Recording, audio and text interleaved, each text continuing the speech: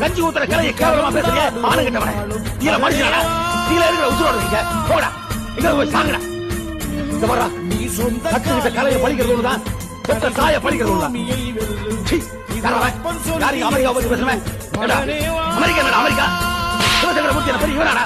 பரதேசி உண்ட சோறு செரிமானமாகாம, தாளமும் தெரியாம, ஜதியம் தெரியாம 10 பெரிய மனுஷன் ஒண்ணா உட்கார்ந்து கை தட்டினா பரதநாட்டிய பெரிய கலையரா? செரிமானமாக ஆற கலையிலடா. பசியோட பசிய மறக்கிறதுக்காக பட்டியோட வந்து உட்கார்ந்துருக்கானே ஏழை பால, அவரை சந்தோஷப்படுத்துற கலைதா இந்த மண்ணோட கலைதா? இது இந்த மண்ணோட கலை.